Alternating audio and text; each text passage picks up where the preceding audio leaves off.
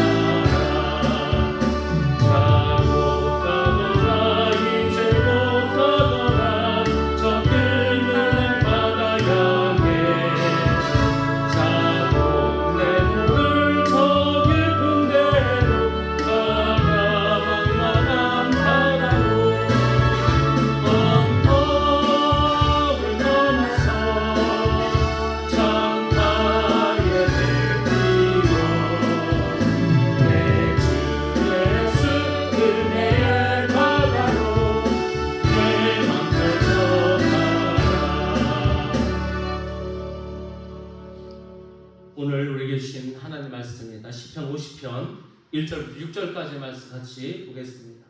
시편 50편 1절부터 6절 말씀 제가 봉독해 드리겠습니다.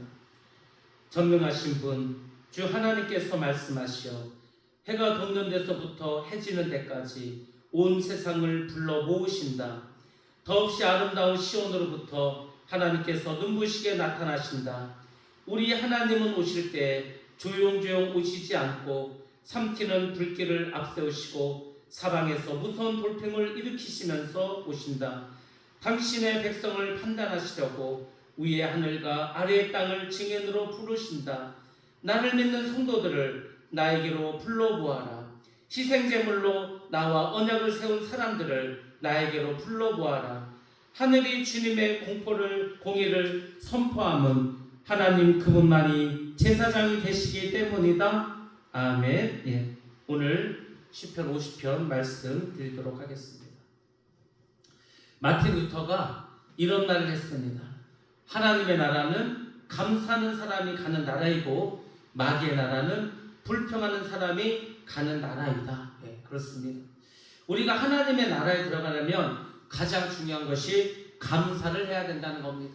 왜냐하면 하나님께서 우리에게 요구하신 것이 있는데 그것이 무엇입니까? 예, 항상 기뻐하는 겁니다. 쉬지 말고 기도하는 것입니다. 그리고 범사에 감사하는 겁니다. 감사한다는 것은 하나님의 은혜를 깨달았다는 겁니다.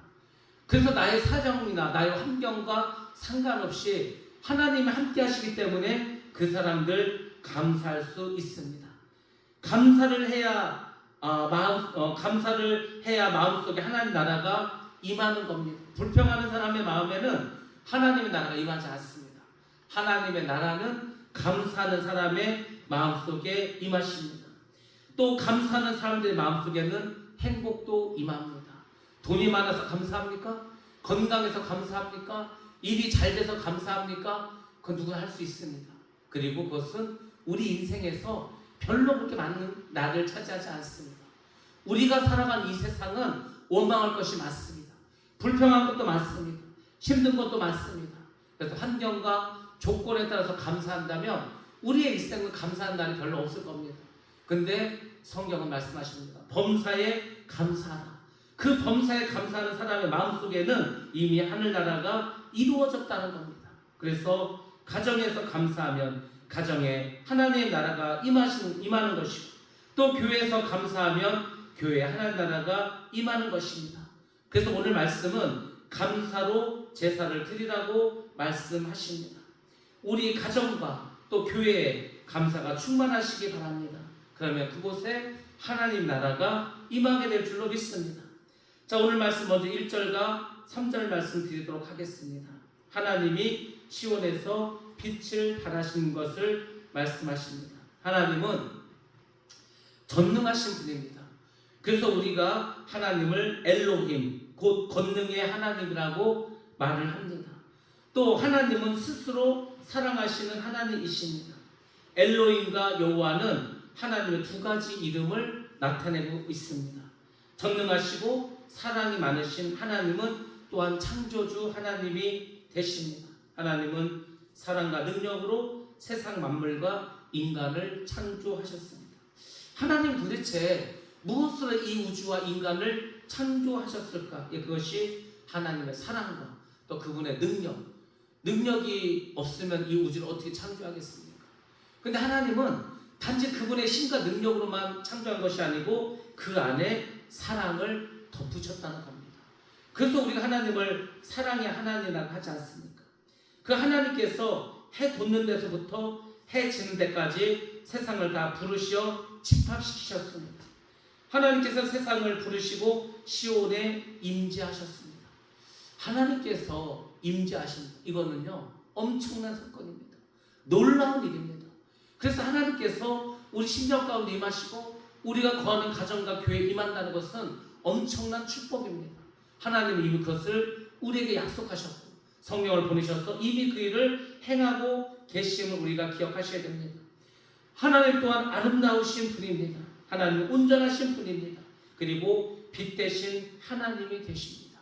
하나님은 빛을 창조하신 분입니다. 왜 그렇습니까? 하나님 그분이 빛의 근원이시기 때문입니다. 하나님은 밝은 분이고 그 밝음을 통해서 세상을 아름답게 창조하셨습니다. 근데 이 세상에 악이 들어오고 불순종이 들어오죠. 그리고 죄악이 들어올 때 세상이 어두워지고 말았습니다. 그렇지만 하나님께서는 아름답게 빛으로 온 세상을 창조하셨습니다. 하나님께서 시온에 임하시자 시온이 온전해지고 밝아지고 아름다운 곳이 되었습니다. 또 빛 대신 하나님 임하시자 시온이 빛을 발하기 시작했다는 겁니다. 우주에도 스스로 빛을 발하는 그런 것들이 있어요. 그것을 우리가 항성이라고 하고 별이라고 합니다. 그 별이 무엇입니까? 태양과 같은 거죠. 스스로 빛을 내는 행성들. 지구는 그 빛을 받아서 또한 지구도 빛을 냅니다. 그렇지만 이 지구 자체는 스스로 빛을 낼 수는 없습니다. 하나님 그분은 빛을 발하시는 분이고 하나님의 빛을 받은 사람 역시 빛을 발할 수가 있다는 겁니다. 우리 안에 하나님 계시면 우리는 온전한 자가 됩니다. 아름다운 자가 됩니다. 또 빛을 발하는 자가 됩니다. 왜? 우리는 하나님의 형상대로 창조를 받았기 때문입니다. 그래서 예수를 믿는 우리는 항상 밝아야 됩니다. 온전한 자가 되어야 됩니다. 그리고 아름다운 자가 되어야 합니다. 우리가 하나님께 받은 가정은 큰 축복으로 우리가 하나님께 받은 이 가정을 통해서 하나님 큰 복을 내려주시고 또 온전하게 하시고 아름답게 해주십니다. 하나님 있는 그곳은 기쁨이 넘칩니다. 감사가 넘칩니다.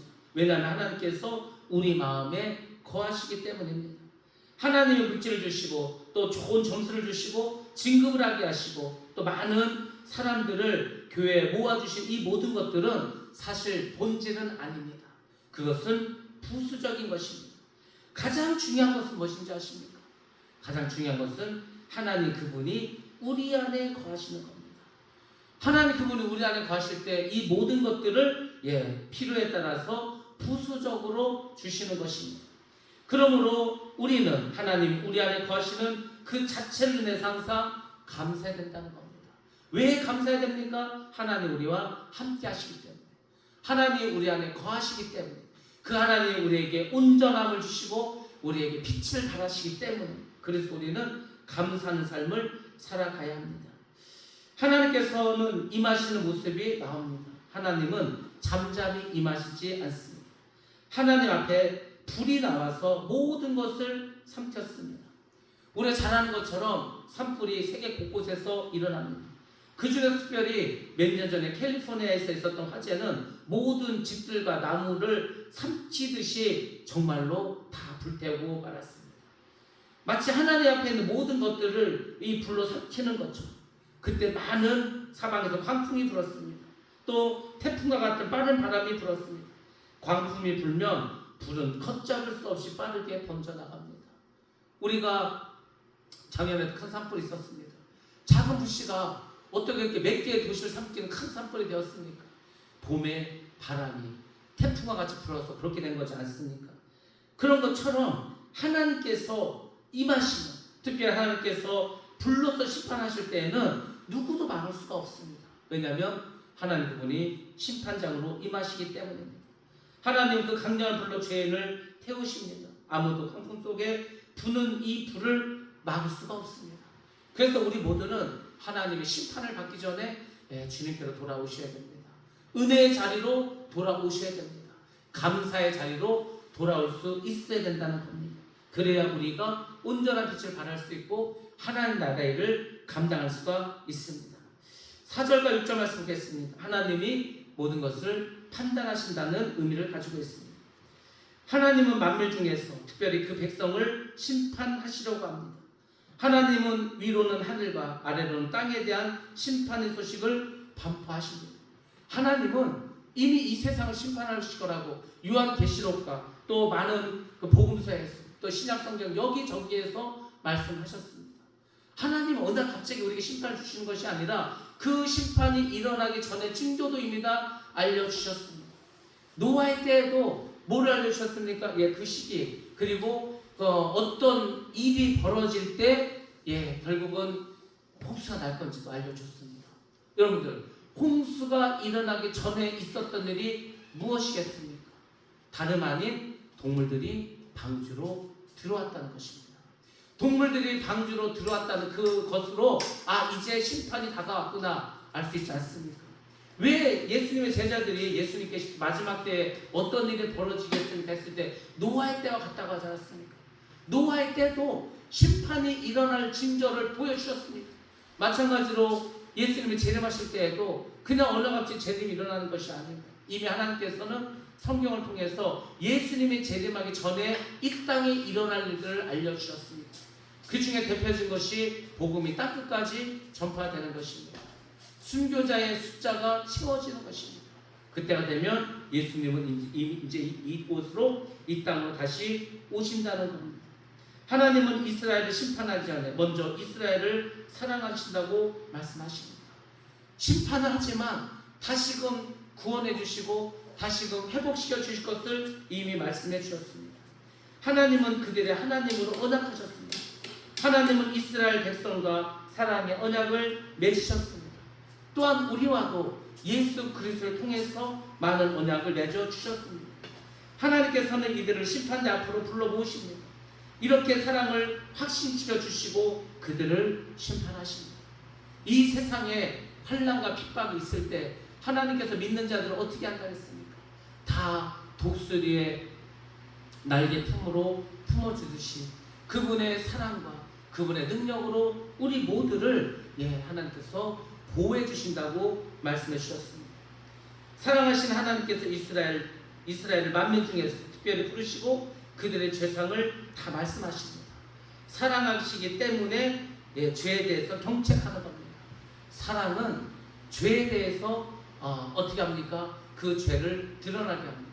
왜 드러나게 합니까? 죄를 회개하기 위해서.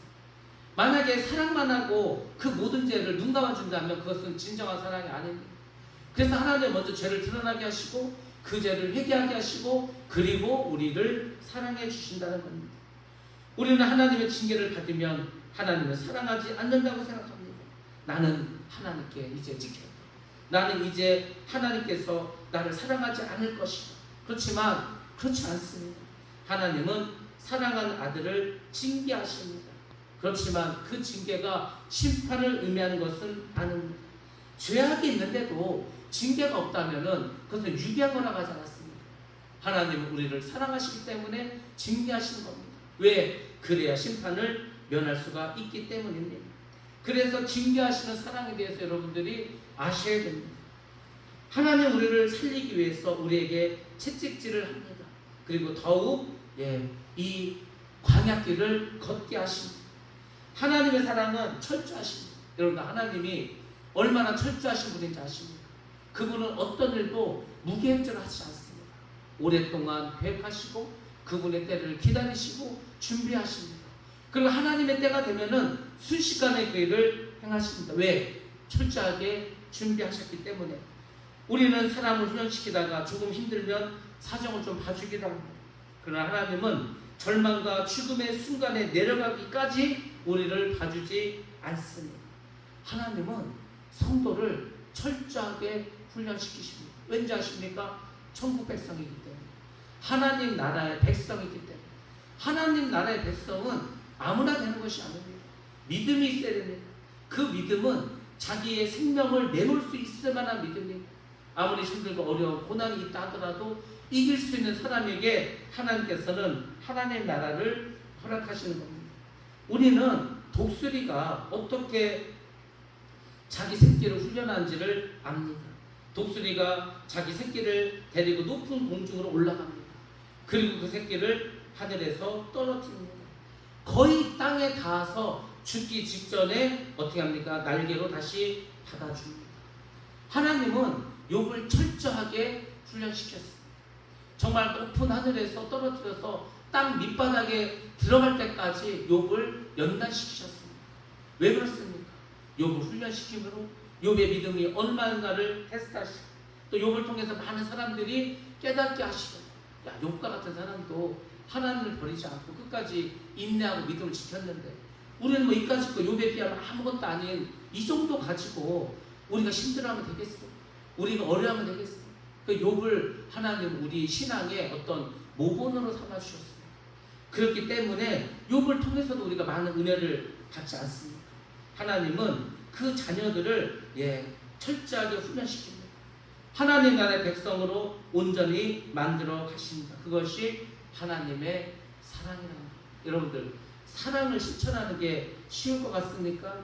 절대로 그렇지 않습니다. 사랑하는 자녀를 훈련시키려면요 부모가 일단은 부지런해야 됩니다. 부모가 온전한 어떤 철학과 어떤 신앙을 가지고 있어야 됩니다. 그리고 부모가 먼저 변화되어야 됩니다.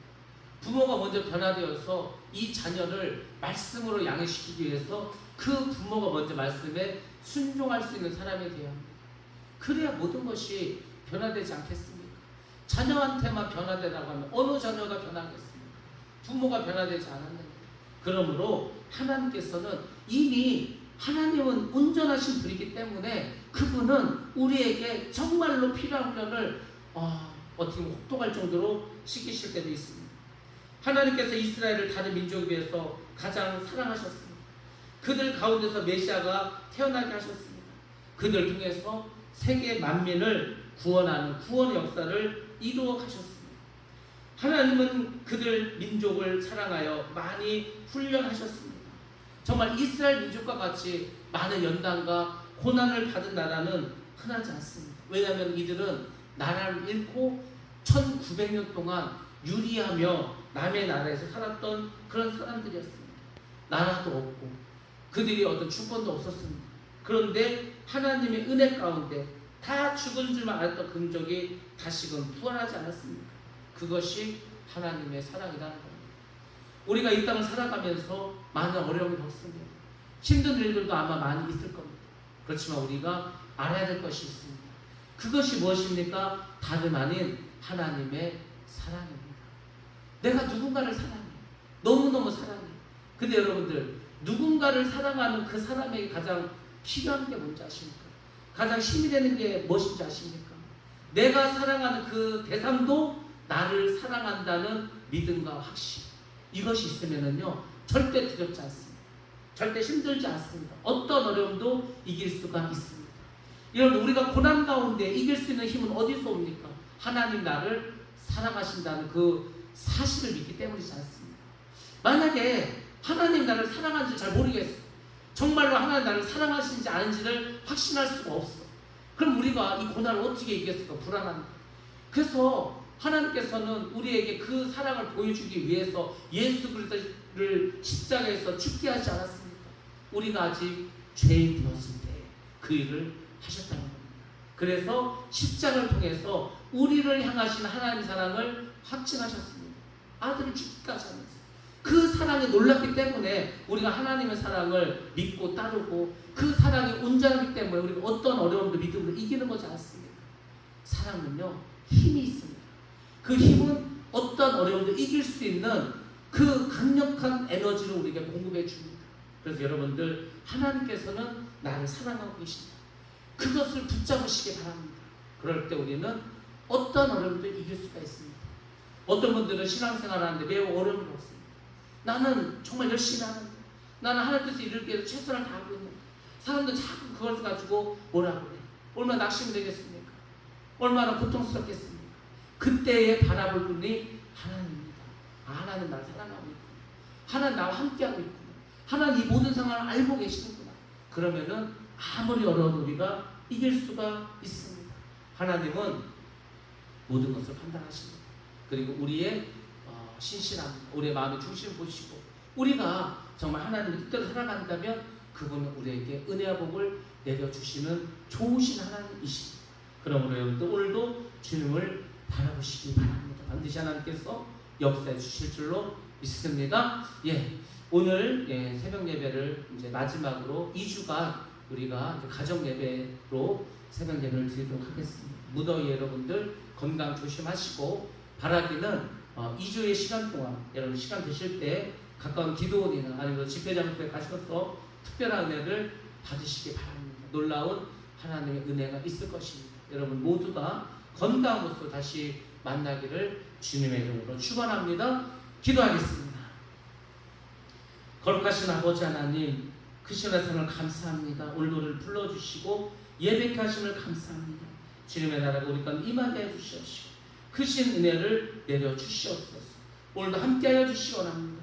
주님 함께 하시고 은혜 내려주시고, 또 우리 성도들 이 주간에 이 아버지 휴가 동안 아버지 하나님 더 주님을 바라보게 하시고 더 기도하게 해주시옵시고 주님을 경험할 수 있도록 역사하여 주시옵소서. 건강한 모습으로 다시금 만나게 해주시옵시고, 어느 곳에 있든지 눈동자같이 지켜주시고 오가는 발걸음도 주님께서 보호하여 주시옵소서. 특별히 우리 자녀들 방학기간을 통하여서 아버지 은혜가 넘치게 하시고, 수련을 통하여서 큰 아버지 하나님 은혜를 받아서 삶이 변화되고 새 꿈과 비전으로 나갈 수 있도록 축복하여 주시옵소서. 함께 하심을 감사드리며 거룩하신 예수님의 이름으로 기도드렸사옵나이다. 아멘. 주여 주시고 합심해서 기도합니다. 주여, 거룩하신 아버지 하나님 감사합니다. 오늘도 우리를 불러주시고 인도하심을 감사합니다. 주님께서 역사하시고 힘주시고 은혜 내려 주시옵소서.